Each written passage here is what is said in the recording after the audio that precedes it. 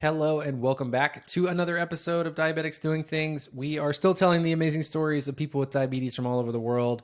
Sometimes our friends who are pretty close by go all around the world and have a pretty crazy adventure, and that's what we're going to cover today. I want to welcome back to the show Eric Dutcher. You guys may know him as the Chronic Superhuman. He guested on episode 148 and on episode 224 on the podcast. But what I really want to focus on today is kind of similar to your first time on the podcast during the pandemic, where you were, I think, running 46 miles on your 46th birthday. It's either 46 or 47. Okay. All right. So we'll have to go back and double check. So podcast heads who have listened to that episode recently, correct me if I was wrong. But anyway, welcome back to the show, man. You're here. It's good to see you. Obviously, you and I, background for listeners, we live pretty close to each other, even though Dallas-Fort Worth is a large metro area. So I actually got to link up with Eric earlier this year up in Murphy during like a basketball game. So you actually got to see one of my men's league teams play, which was really, really fun to have a friendly face in the stands. It's always fun to come see Rob rock the court. And I was just pinging him recently saying, I need to get out for another game. So yeah, we'll definitely make that happen. So you have shared recently on your Instagram, and this was really the impetus for today's conversation. You had another birthday recently. You just turned 50, so congratulations. And in typical Chronic Superhuman fashion, you decided to celebrate that in a pretty exciting, fantastic, like very different way. So let's talk about it. I want to hear about like going to the ends of the earth, to the most uninhabited point on earth with diabetes. We're going to dig into what does that look like? But first of all, walk us through the process of setting up that 50th birthday. You probably got the date circled on the calendar. How did you start thinking about what did you wanted to do for that? Sure. And maybe people will go back and listen to the other episode, so I don't want to go back into too much detail on it. But about 10 years ago, I decided that I didn't want to live the length of my life, but I wanted to live the breadth of my life. And that was like this new concept in my mind of moving from this fear of dying from diabetes at some point unexpectedly sooner than I wanted to really just embracing that everybody's life is short and you got to go out and do exciting things. And it fits into this whole theme that I recently have just put in my head as, look, I'm an ordinary person, but I've just decided that I'm going to live an extraordinary life. And so over the years, I've started trying to find these things that challenge me or are different, or the concept of, look, I'm stuck with diabetes, but diabetes is stuck with me. So what can I like torture diabetes with?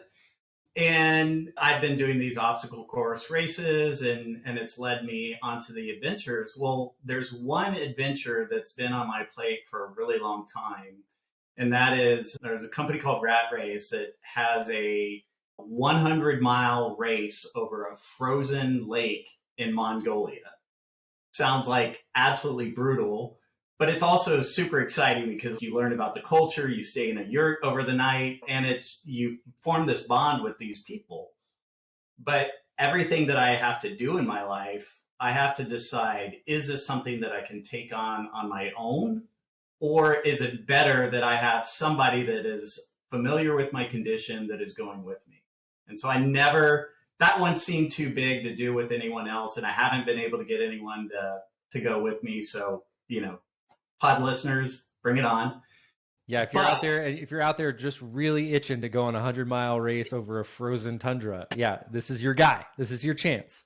Exactly. So, but somehow like Rat Race is like, look, we're throwing out new races all the time. It's changed its profile to really just doing these bucket list items. And they put a call out for test pilots and said, hey, look, we're not going to have this thing all figured out, but we need some people to just go fly into an island and go run an ultramarathon. Would you be interested in doing it?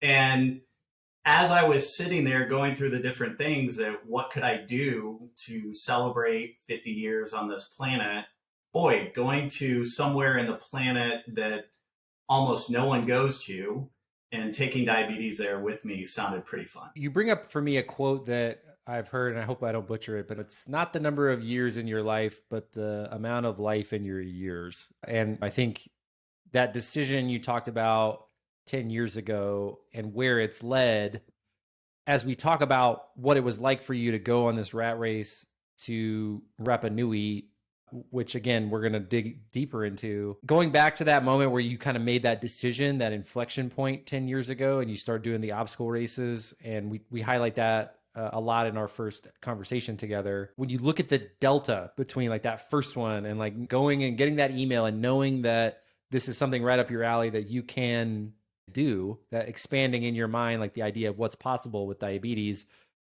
I don't know, where does that land for you? To me, it's a special thing because I don't even know that I would have gotten the email in the past. Like I never would have seen the opportunity. And there's so much in our life that we miss out on just because we're not even exposing ourselves to what could be done. So just the fact that I had the email in my inbox was a pretty cool moment for someone who 10 years prior was in a pretty broken state.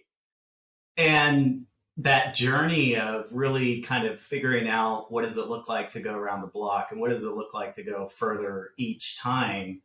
Like people say it all the time, but life is so amazing looking in the rearview mirror of incremental steps. And that's really where I am.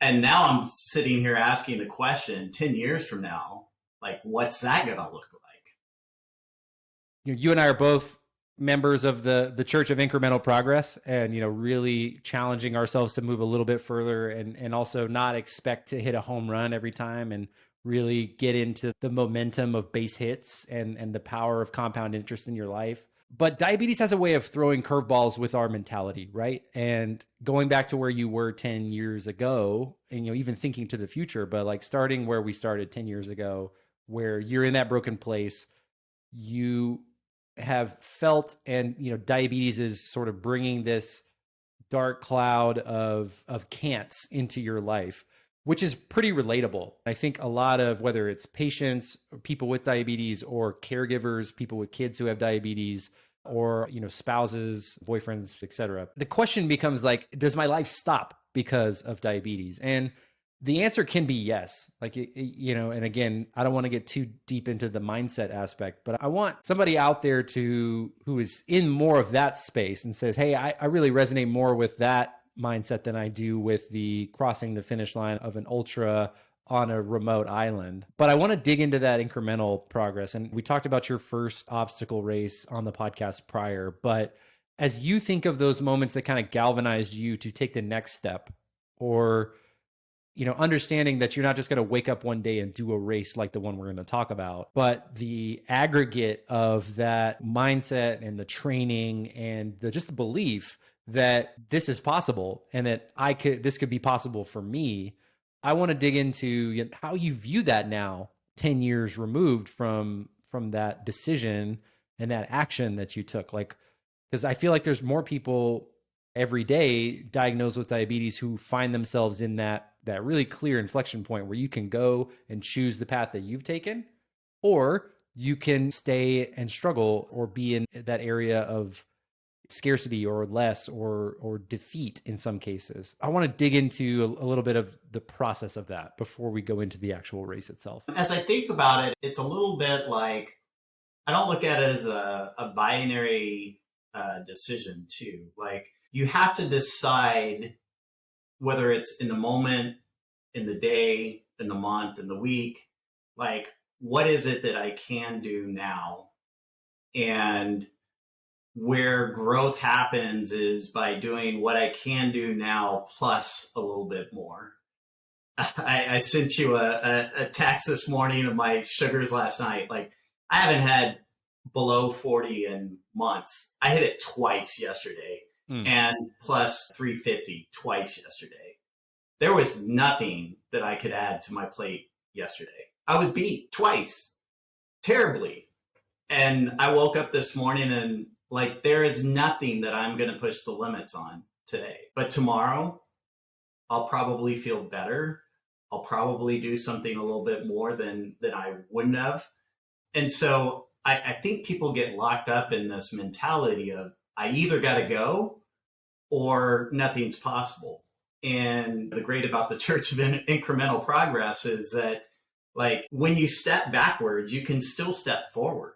And so it's totally fine to wake up one day or, sit in a period of a month and say, I just don't have anything more. I'm just trying to breathe in this moment. But what you got to do is figure out when it's time to leave it. So let's talk about it. When you got that email, it's back to present day. You got that email and you have a choice to make. Pretty awesome opportunity, but not without commitment, not without extra effort, not without questions. When did you decide it was time? Okay, here we go. Another opportunity to jump forward is here. What am I going to do? Yeah, it honestly, I'm a bit impulsive now. So it's kind of like, yeah, I'm going to do this. So like I go running into the room and I'm like, Heather, check this out. This is super exciting. Imagine going to the other side of the world, not even really knowing what they have there, being in the smallest off the grid place and doing an ultra marathon. And like, there's going to be other races there too. What do you think? And she's like, sounds like you, right? Which is just, I mean, it's a testament to how she's been a part of this journey with me. But like, seriously, I think having a little bit of that kid whimsy inside of me that I've rekindled really helps you, because a kid doesn't look at something as impossible. They just say, I'm going to go do. And I think it's that kid whimsy that gets me. It's funny that was her response, because when I saw, and I learned about it as this was happening, I was like, oh yeah, that definitely sounds like Dutch. That sounds like definitely what he's into, even without knowing about it ahead of time. Like just going to the island and like, doing some crazy course there, and then like learning about all the different elements to the race and like all the different things you guys are going through. Yeah, man, it's amazing what 10 years of action can do to change, what the way people think about you. Now, I'm like, oh yeah, that definitely tracks. For sure he's doing that. Well, and I think that I can actually look at different points in time where I've had off-grid experience, but maybe just didn't really think about it that way. I remember one of my first Spartan Beast race, it's a 13-mile race and it was super muddy. This is the one that I tell the story of, like, I get to mile 7 and I'm just crying because I'm like, I can't believe I'm only at mile 7, and that entire race, thank goodness there was a guy behind me that had overstocked his goo. And I probably stole like 3 goo from him, like the energy gels, just to survive that race, because I had gone off under prepared with the materials I needed to complete the race. Or if you look at the run I did with Don Muchow, I mean, we're out in the middle of nowhere, West Texas. Like, they're miles away from anything. And yes, we had a support van, but there's still all those things that you have to think about. So, the incremental progress oftentimes is preparing you for a future that you haven't thought of yet, and that you won't actually even see and know those moments that brought you there until you look backward. Because, I feel like you don't think of those races as quote unquote off grid, right? But when you're in Rapa Nui and you're on mile 7 and feeling a certain way, it's like, oh, I've been here before. I recognize this. Yeah. And I think that feeling of been there before is huge. Honestly, that's the key to doing any of these big adventures, is if you do something small and start somewhere and then start game planning around, okay, in this moment, if this was going to happen, what's my plan A? What's my plan B? What's my plan C?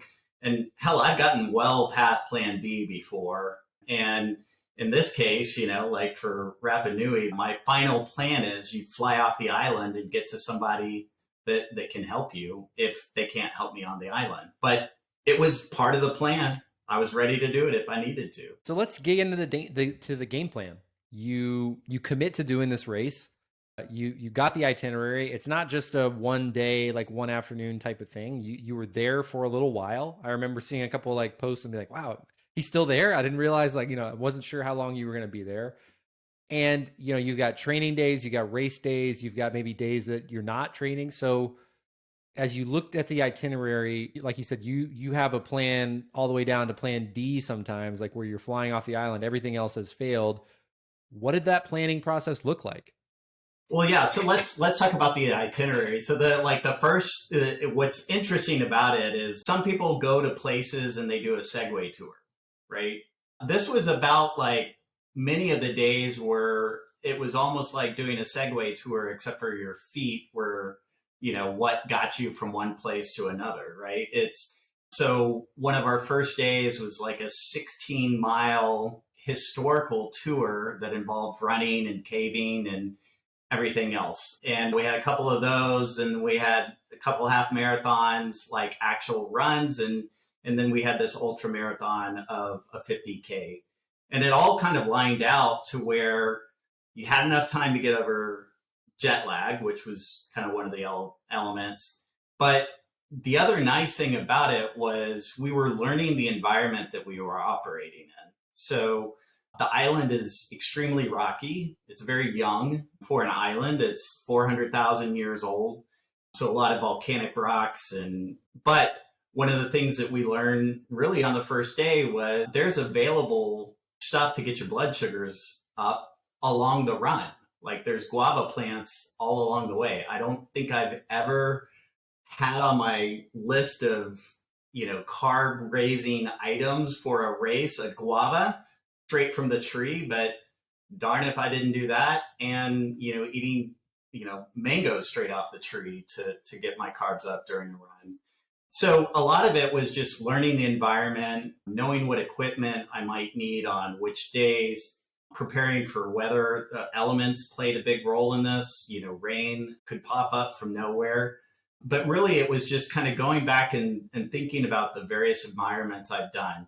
Do I have something to hydrate? Do I have something to bring my sugars up? Do I have something to bring my sugars down? Do I have something to test my sugars if all my technology fails? Do I have the appropriate materials for my feet?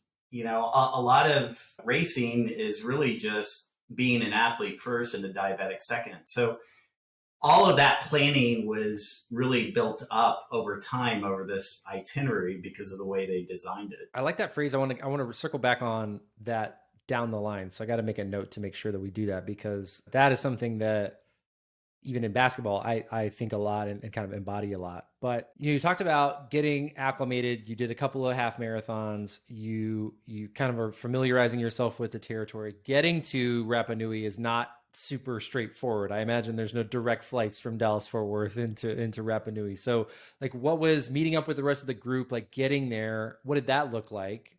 And then I want to go into the 50K, because 50K is a long way, and you're also not just running on flat road. You're running up and down elevation change on volcanic rock. Like your gear's got to be a little bit different. So let's talk about that. How did you get to, and like, where is, for listeners who don't know, where is Rapa Nui? So Rapa Nui, and you'll hear me refer to it as Rapa Nui because that is the second of the local languages names for it. Easter Island is totally a Western, presence on them. But so it sits 5 hours west of Santiago, Chile by flight.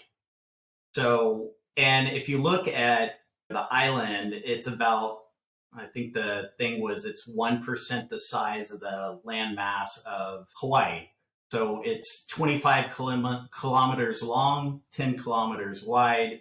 So you have to fly from DFW to Santiago to Easter Island, and there's a single flight a day to the island, but it is a big plane. So it doesn't feel like that nervous flying for 5 hours. At least you got a big flight that you're on. And it's interesting that you actually have to have reservations at a hotel in order to even leave Santiago, Chile. That's one of the checks that they do at immigration. And when I got there, I actually arrived before some of the others because of how flights were working. And so actually one of my coolest island moments was, and that really clued me into this being like this magical, mystical place, is I land there, I get into my first B&B, my card doesn't work. They're nice enough to say, like, just stay here anyways, we'll figure it out. Yeah, they knew you weren't going anywhere.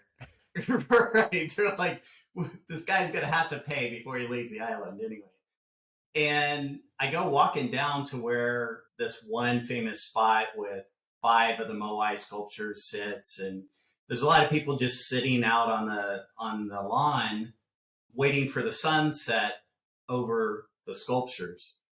And as we're just sitting there, like all of a sudden, there's like horses that just come running through the 30, 40 people that are just kind of sitting randomly out on the lawn. And when I say running through, like they're running feet away, running in between the crowds and then going off to the side.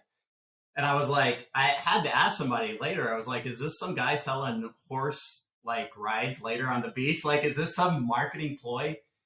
And the answer was no. It's like the horses just randomly, they roam the island. It's theirs too. There's a lot of respect for the.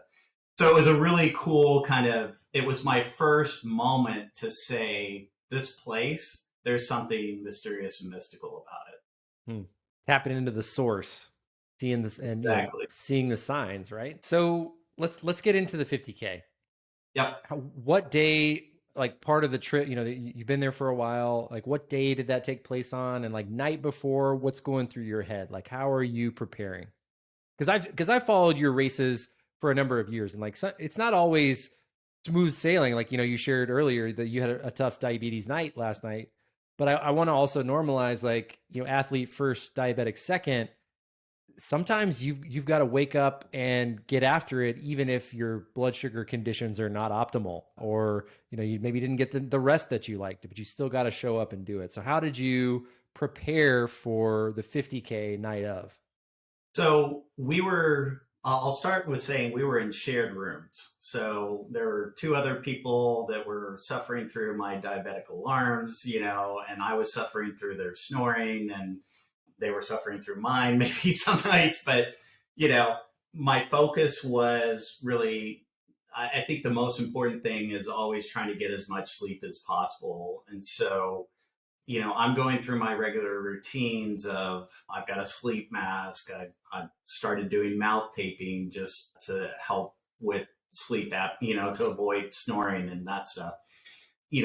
Getting my kit together, making sure that I've got a pack that's hanging on my back that is loaded with glucose tabs, and I've got a Cliff Bar and these Nature Valley like grain bars, come sponsor us type thing in the bag, along with hydration that you've got to have ready, a glucometer. I mean, you can tell by this time I'm running with like about a 20-pound pack, once I go through everything on it. And it was really sitting and thinking through too what the next day was going to be like. For one, because I'm a slower runner, we were starting several hours ahead of the rest of the group. And because I'm faster of the slower runners, I was going to be literally by myself for a really long time. And so thinking through and making sure I understood, okay, if I started to get lost as I was doing this, what were going to be my double back points, making sure my headlamps were charged because we were starting in the darkness, thinking through like, okay, I know at this part, it's going to be more level and flat. So can I make sure that I'm trying to run in that spot? What's the weather going to be like? It was supposed to rain the entire day. Luckily, we ended up having a mostly beautiful day, but, there was rain that came down. So really kind of walking myself, thinking through what I expected the race to look like, but also all the things that potentially could go wrong during that time frame. For example, I didn't have on my list for the day that a dog was going to bite me, but like I didn't pre-plan that, but it was fine. Like I figured it out, right? So really, I think walking through and making sure you know what to do when things come up really gives you a lot of confidence. Did you feel like you made it all? It's like I came here to the absolute edge of the earth, and yet on the day of my 50K run, a dog attacks me. Did you have any like just like moment of like, wow, really, this is really today of all days? It was, I mean, it wasn't so much of an attack, it was part of the thing of going on a trek that isn't traveled by people. This was By the way, this was the very first ultramarathon ever done on the island, official. They have a strong history of triathlons, including like running, and it's like running, swimming, like paddling thing, and then like carrying a 20-pound thing of bananas and running with it. Like that's a Because triathlon. there's no biking. You're not able to bike. There's no paved roads. Well, no, there's paved roads Okay, and okay, people do bike, but it's just like these are the native like got it, triathlons. There's got it. actually a big historical story of there's a Birdman competition that was in the past. It was also triathlon, and it involved swimming and climbing a 300-foot face and collecting a bird egg That's right. and I saw you on your post. You shared that, and you had to get the egg to the top of the rock face without it breaking to be the winner. exactly. And it was like this major big thing. So it's an island that has a lot of athletic heritage to it, but there had never really been an ultramarathon done on it before. And so the route just took us in an area where a dog was, protecting his territory. I was talking to him. It wasn't really an attack. It was just a nip and didn't break any skin, but I definitely had a really interesting bruise when I got home. For sure. And like every little variable when you're running a 50K affects your stride, affects your energy, and not even to mention your diabetes. So let's talk about the diabetes side of it. How did it go? Athlete first, diabetic second. You finished the 50K, completed the first ultra marathon on the island. And what was it like for you? You mentioned your alarms waking up your roommates or bunkmates a few times, but from start to finish, and as you were kind of flying off and leaving the island, what was your perspective of the diabetes, and would you do anything differently? Diabetes, I've found the more I do these things becomes less and less of the story. Which is It's what you want, I think. right. It's exactly what you want, right? It's cool to be doing something so big that you kind of forget that you're diabetic along the way, because you just kind of go into routine mode of this is what we need to do. I think there was a lot of attention that I had to put in on charging devices for technology that I have the privilege of having the technology to help me. On the races, there were times that I could tell I was slowing down and I needed to eat something, and I would. And there were times that I got high and needed to adjust for that as well. A lot of times the endurance races do that to me. And so, throw in a little extra half unit or unit, depending on what I need.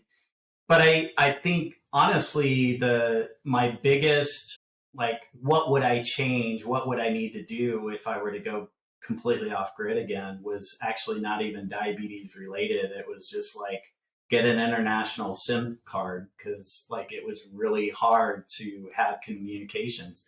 There was we didn't have Wi-Fi in the room. We had Wi-Fi at the lobby desk, and that was it. And when you went out on the island, strangest thing, I would only get like spam texts. So like, and one random from a previous coworker who was complaining about the job, but was a friend of my wife. So I was like, hey, can you at least let my wife know that I'm halfway through the 32 miles I'm running today, and that I'm still alive and doing well.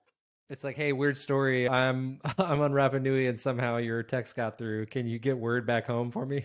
Yes, exactly. It's like, but I think the great thing about it was I had this respite of doing something really complicated with diabetes, but at the same time being completely free of it. There was one false peak on the middle of the island that had this giant eucalyptus tree.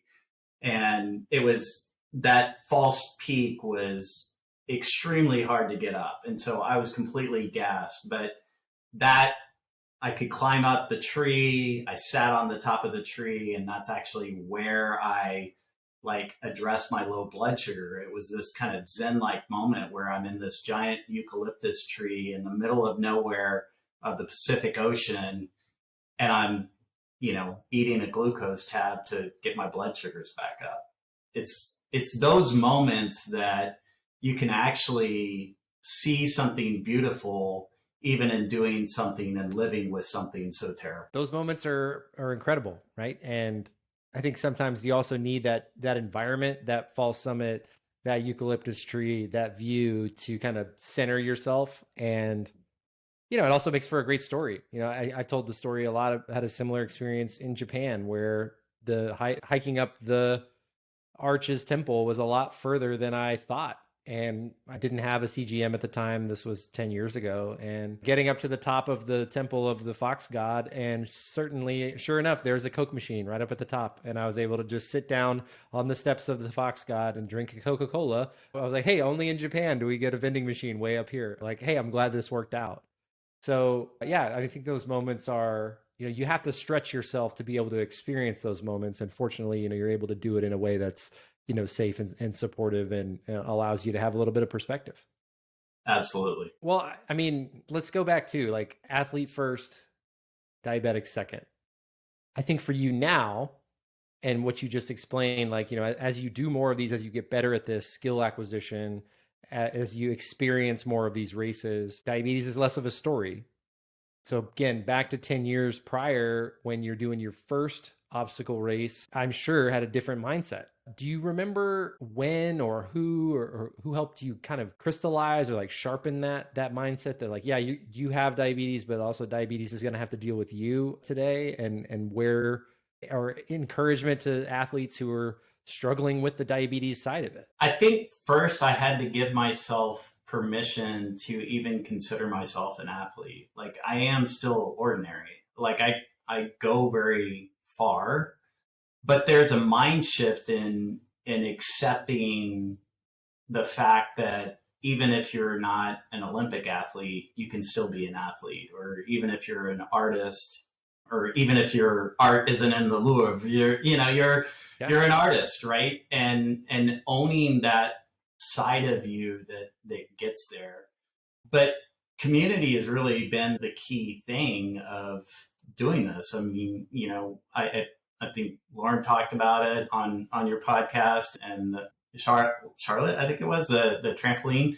Like, having people around you that have walked that journey is super helpful. And I still today, like, anytime I see a Facebook post of somebody that says, hey, I'm diabetic, I'm looking for somebody to go run this race with me. 2019, I spent a lot of time like taking people who had never done a race before and going and running with them, because it was that just having someone that had been there and known what this was like and experienced it and walked that path was so important and critical in my path. We've talked about DSP in the past and how they have a whole bunch of athletes that have walked the path before. Just like everything else with diabetes, community is that enabler. It is. And you talked about Charlotte, you talked about Lauren.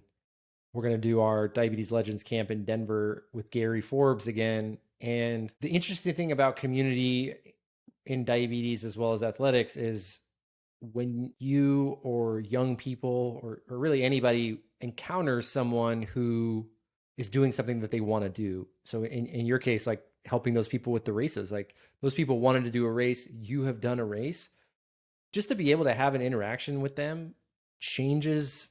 I don't have the neuro capability to explain what happens in your mind, but I can see the change in the belief of what is possible or belief in what they can do, even with diabetes, because they see somebody doing it at the highest level. And I think even more, there's a measure, like an order of magnitude, when the person who's doing it at that high level admits that it's not easy and admit that they're not perfect.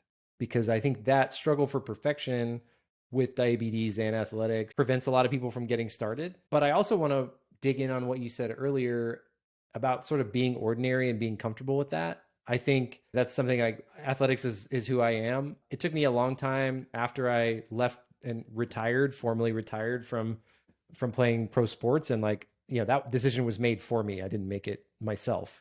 It took me, I hid, I didn't want to be an athlete. Like I was like, oh, I don't want to rely on this for a while. So in my corporate job, I was like, I'm just going to do this.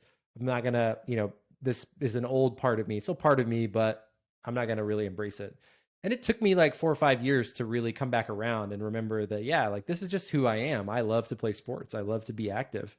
And I'm an athlete still. I don't pay my bills with sports anymore, but I really love to play, and I really love to move, and I love to be grateful for my body and its ability to move, because it won't move the same way forever. And now where I used to sort of miss my ability to be, young and jump and be fast.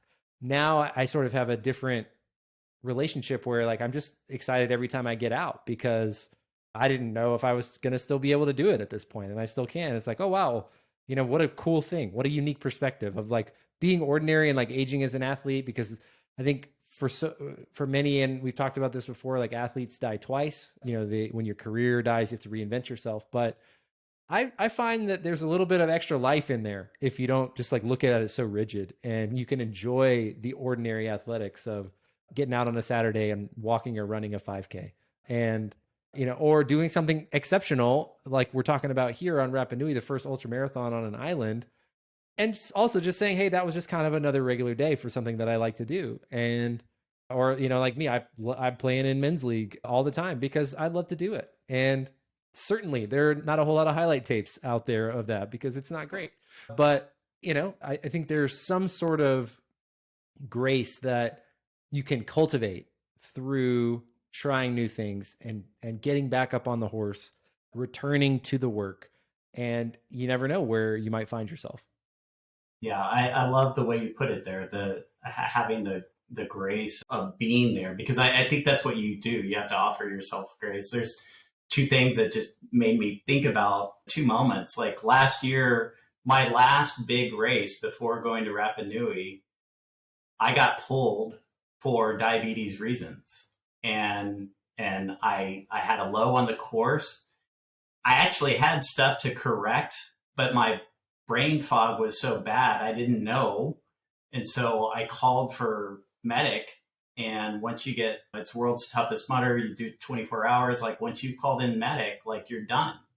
And I could have gone further, but I didn't. But I still enjoyed the moment, and I still went back and did it. And that moment was just about as fun as I got to play this week with a bunch of my daughter's 19-year-old friends some street ball, and like they appreciate the fact that I was a 50-year-old, going out there and clanging bricks with them at 19. But there's no way I would be there unless I offered myself the grace to step into things and do well, and step into things and have diabetes have me fail. I love it, man. I think when we were recording this, the day before was Recreation's summer party, and we were saying goodbye to our summer interns. And my business partner and I were both out in the surf wave pool and a good surf in Dallas. And, I was talking to the surf instructor, and, one of our young guys, one of our interns has diabetes. He's 20. And he's like, oh man, I feel old. And I was like, do you stop doing things because you get older, or do you get older because you stop doing things? And I think, I'm much more of a believer in the second. Like, you got to keep doing the stuff. Go play, go shoot some bricks with some 19-year-olds and have some fun. I think that's what this is all about, man. Exactly. Well, Eric, thank you again for rejoining us on the podcast. An incredible story, and I'm really excited to publish this. And I think too, I kind of got lost when you were talking about climbing the fall summit up in the eucalyptus tree. I can see the setting. Really, really great. And thank you for sharing that with us and our listeners. And man, just can't wait to see what the next 10 years is going to bring in terms of great stories. Who knows? Maybe you'll get me to run alongside you in that Mongolian 100-mile ice race. I mean, got me thinking a little bit. I would love it.